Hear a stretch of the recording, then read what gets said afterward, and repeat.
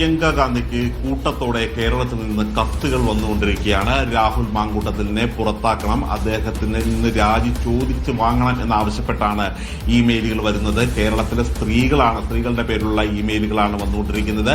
ഇക്കാര്യത്തിൽ ഒരു അന്തിമ തീരുമാനം എടുക്കാനായി ഒരു വൈകുന്നേരം വരെ കാത്തിരിക്കണം എന്നുള്ള അഭിപ്രായം തന്നെയാണ് ഹൈക്കമാൻഡിനുള്ളത്. അതായത് ഇപ്പോൾ സണ്ണി ജോസഫ് കൂടുതൽ നേതാക്കന്മാരുമായി ആശയവിനിമയം നടത്തിക്കൊണ്ടിരിക്കുകയാണ്. ഇതുകൂടാതെ നേരത്തെ സാജു പറഞ്ഞതുപോലെ തന്നെ നിയമോപദേശവും തേടുന്നുണ്ട്. ഇതെല്ലാം കൂടി ചേർന്നതിന് ശേഷമായിരിക്കും ഒരു ഫൈനൽ റിപ്പോർട്ടായിട്ട് തന്നെ ഹൈക്കമാൻഡിനെ സമർപ്പിക്കാൻ തന്നെയാണ് തീരുമാനിച്ചിരിക്കുന്നത്. ഇത് രാത്രിയോടെയായിരിക്കും സമർപ്പിക്കുക. ഇപ്പോൾ നടന്നിരിക്കുന്നത് പ്രാഥമികമായ ആശയവിനിമയം മാത്രമാണ്.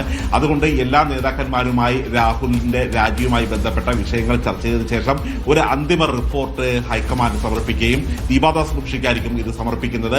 ഇതുകൂടി പരിശോധിച്ചതിന് ശേഷമായിരിക്കും ഹൈക്കമാൻഡ് ഒരു തീരുമാനത്തിലെത്തുന്നത്.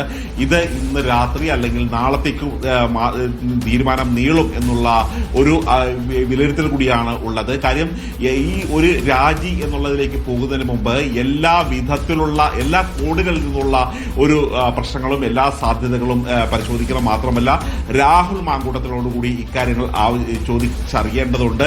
അദ്ദേഹത്തിന്റെ കൂടി അഭിപ്രായം പരിഗണിച്ചതിന് ശേഷം മുന്നോട്ട് പോയാൽ മതിയെന്നാണ് തീരുമാനിച്ചിരിക്കുന്നത്.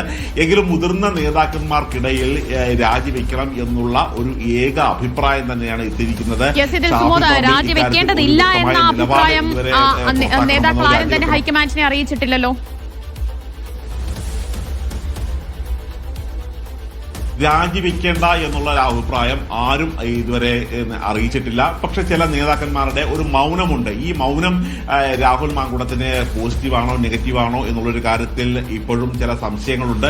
കാര്യം ഇതിനു മുമ്പും ഇതുപോലെ സ്ത്രീപീഡന കേസിൽ കുടുങ്ങി ജയിലിൽ കിടന്ന നേതാക്കന്മാരുണ്ട്, ഇപ്പോഴും MLA-മാരായി തുടരുന്നവരുണ്ട്. പക്ഷെ അവരുടെ ഒരു കുറ്റവുമായി താരതമ്യം ചെയ്യുമ്പോൾ സമാനതയില്ലാത്ത കുറ്റങ്ങളാണ് ചെയ്തിരിക്കുന്നത്. മാത്രമല്ല പല നേതാക്കന്മാരുടെയും ഭാര്യമാർ അവരുടെ ഫേസ്ബുക്കുകളിൽ ഇക്കാര്യത്തിൽ വളരെ ഭയം തോന്നുന്നു കേരളത്തിൽ ജീവിക്കാൻ എന്ന രീതിയിൽ തന്നെ ഇപ്പോൾ എഴുതിയിട്ടുണ്ട്. പിന്നീട് വലിയ സമ്മർദ്ദം വന്നതിനെ തുടർന്ന് പല ഫേസ്ബുക്ക് പോസ്റ്റുകളും ഡിലീറ്റ് ചെയ്യപ്പെടുകയാണ് ഉണ്ടായിട്ടുള്ളത്. അതുകൊണ്ട് ഒരു ശക്തമായ ഒരു നിലപാടെടുക്കണം. രാഹുലിൽ നിന്നും ഒരു രാജി സ്വീകരിക്കണം, എഴുതി വാങ്ങണം.